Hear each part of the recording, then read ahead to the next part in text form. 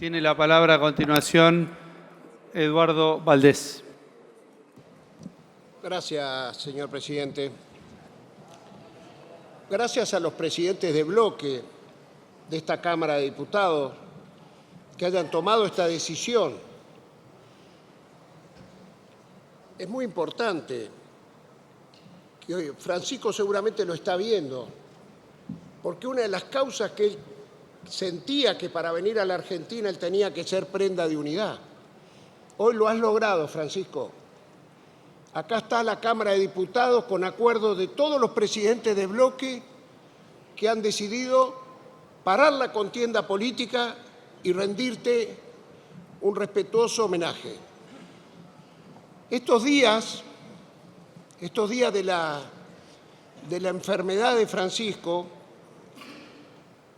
me paraban en la calle personas celestes, verdes, agnósticos, de otros credos religiosos que amaban a Francisco, que me preguntaban por Francisco y me decían, yo soy de tal religión.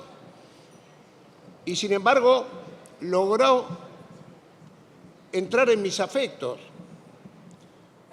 Ayer, en una misa en Flores, el barrio de él, chicas que me decían, nosotros fuimos militantes, somos militantes verdes, pañuelo verde, y estamos orgullosamente rezando por él o pidiendo por él. Esa es la ciudad que nació Jorge Mario Bergoglio. Todos, yo estoy contando esto porque todos tenemos en nuestra mente qué pasaba el día que lo anunciaron. Bueno, ahora me queda en la mente el día que él nos deja, que es un día, sin lugar a dudas, de coincidencias, de encuentros y de respeto para aún los que no lo quieren. Valoro mucho la presencia de Miguel Ángel Pichetto con respetuoso silencio en esta sesión. Yo sé lo que él piensa, pero vale mucho ese respeto. Y yo quiero decir, yo me acuerdo perfectamente dónde estaba el día que lo anunciaron. Estaba con mi amiga Alicia Oliveira cuando nos enteramos y lejos de alegrarse, ella empezó a llorar porque era su gran amiga y sentía que nunca más lo iba a volver a ver, que lo perdía en la cercanía de la necesidad de poder conversar. Ella la honro en esta sesión porque fue un gran puente de todos los que no compartían ideas parecidas a Francisco. Este Francisco que logró ayer una de las palabras más lindas que yo leí de despedida de Francisco fue de Barack Obama. Les recomiendo que lo miren, que lo lean. Y casualmente la virtud de Francisco fue discrepar en profundidad en los valores fundamentales que él tenía y coincidir cuando había que coincidir. La primera acción que hizo el Papa Francisco fue decir no a la invasión a Siria. Barack Obama había anunciado un día viernes, que Estados Unidos iba a invadir Siria. Y el Papa le dice el domingo, recién asumido, llevaba un mes y medio, no a la invasión a Siria. Y sorpresivamente dice, convoco a una jornada mundial de oración para el día sábado siguiente. Lo dice ese domingo. Yo pensaba para mí, si los católicos rezan el domingo, ¿por qué el Papa convoca el sábado? Y fue tan fuerte la jornada, y aparte yo pensaba, con una oración el Papa cree que va a parar la invasión a Siria, que ya anunció el presidente de Estados Unidos. Fue tan imponente la jornada de oración en Estados Unidos de la Iglesia Bautista a la cual pertenecía Barack Obama y antes y George W. Bush también. Fue tan imponente lo de la comunidad judía norteamericana que también oró ese día y la comunidad musulmana que Obama el lunes dijo no vamos a invadir Siria. Fue una de las primeras acciones de Francisco y empieza eso que él denominaba la fuerza de la oración, que si ustedes me dicen hasta hoy, yo me quedaba la duda, pero sucedió. Ese Barack Obama que después lo vino a ver a él y le pidió con Joe Biden que lo ayudara a resolver la relación con Cuba. Fue pedido de Estados Unidos y el Papa decidió anexar Cuba al viaje que tenía preconcebido ya Benedicto XVI a Estados Unidos, que había una jornada de la familia, sobre la familia en Filadelfia. ¿Por qué? Porque él quería hablar con Raúl Castro de cómo iba a ser esa mediación, porque él dijo, eso me lo explicó un día que yo le pregunté cómo era que se sentaba la Iglesia en esas mediaciones. Y él me dijo, solamente cuando vos ves muy convencidas a las partes para poder resolver el conflicto, es cuando tenés que aceptar la mediación. Si las partes no están convencidas de que quieren resolver el conflicto, no te metas.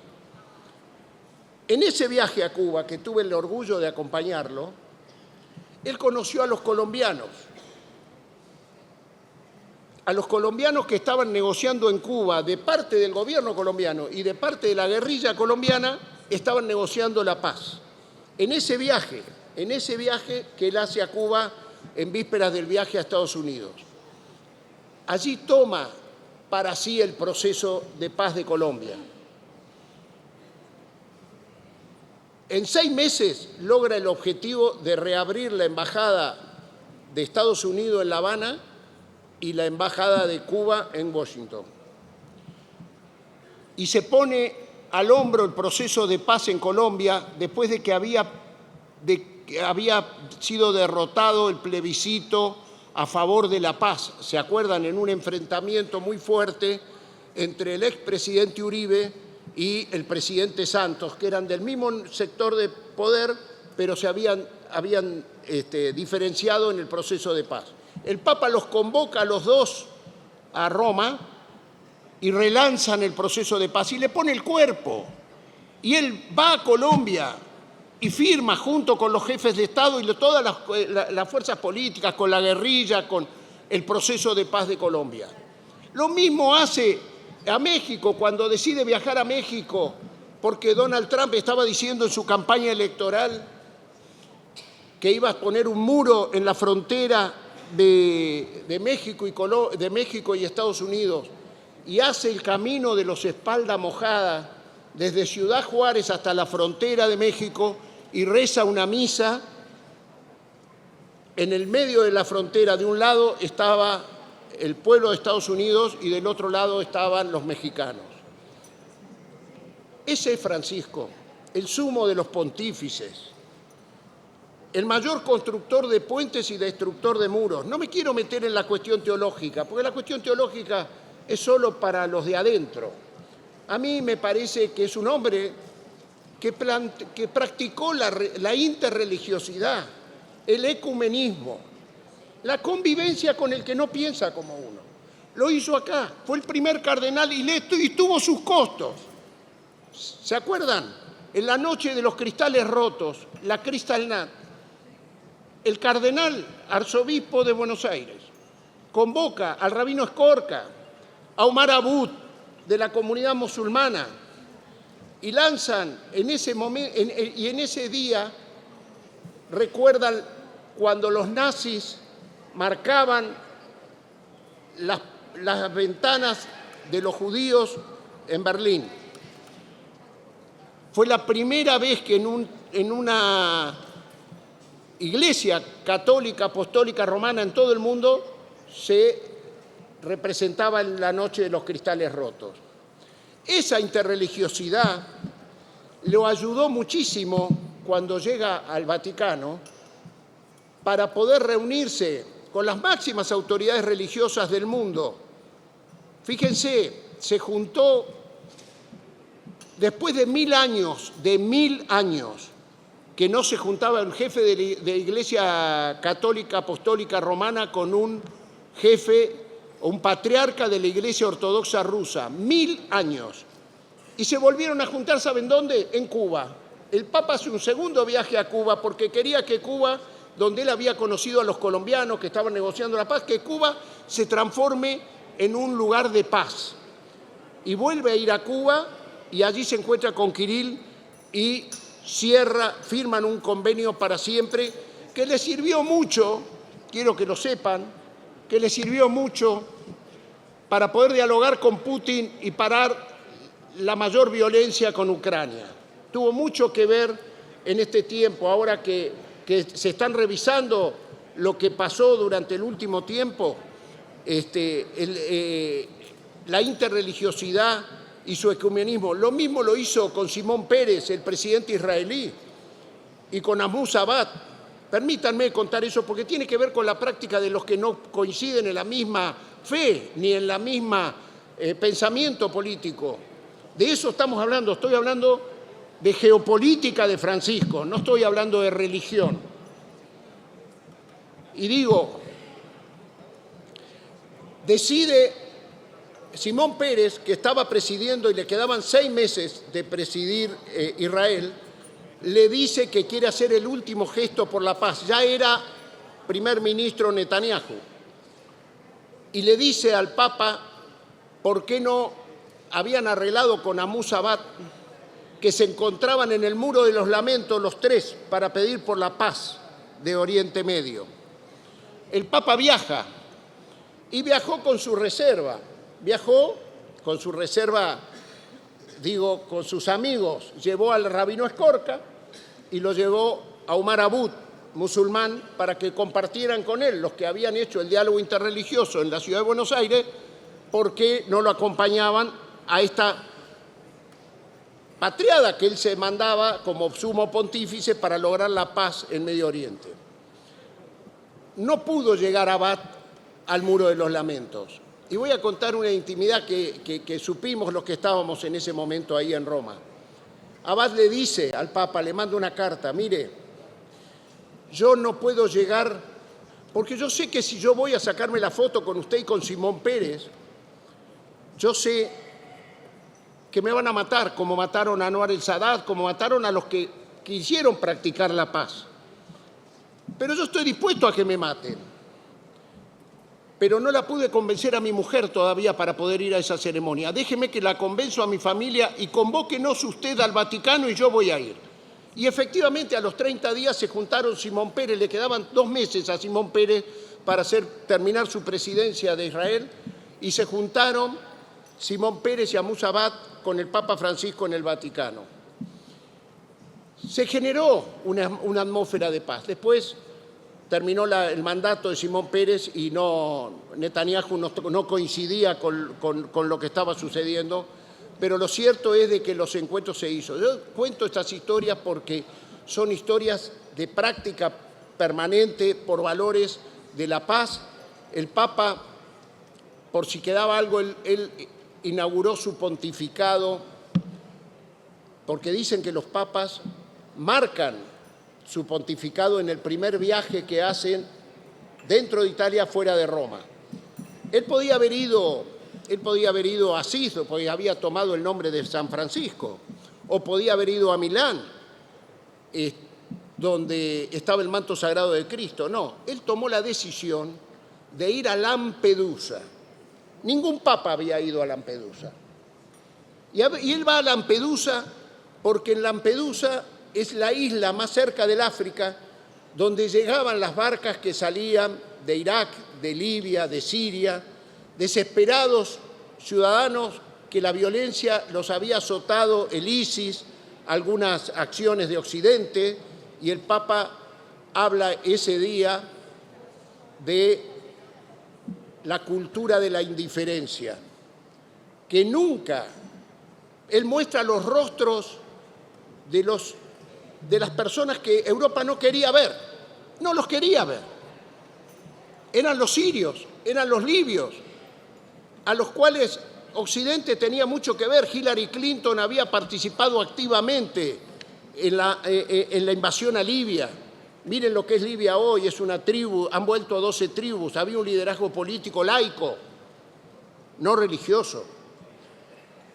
Y el Papa ve y lo visibiliza y dice, ellos están aquí porque antes nosotros estuvimos allí, y a partir de ahí dice, ellos no son migrantes, ellos son refugiados y Europa tiene que darle ese carácter.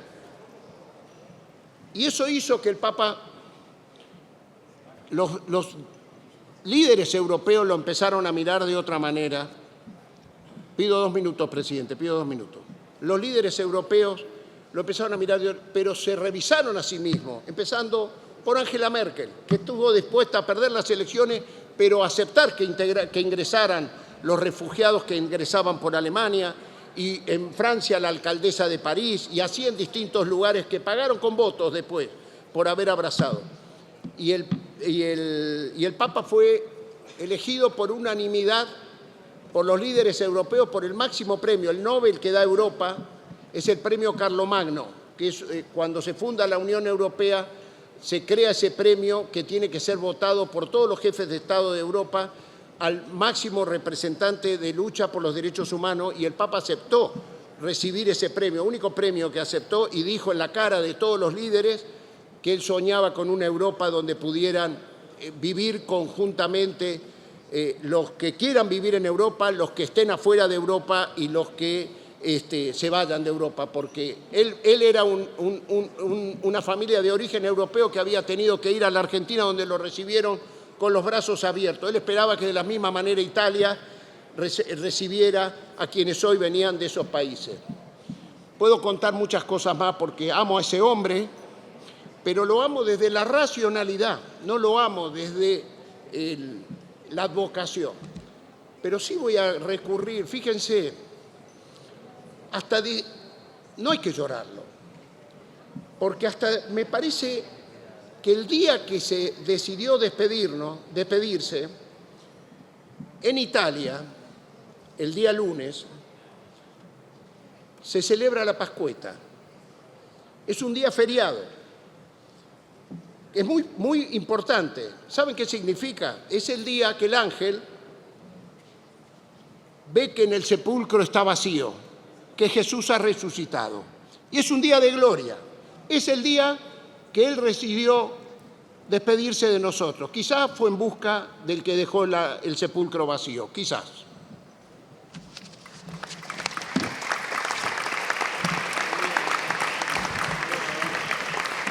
Muchas gracias, diputado Valdés.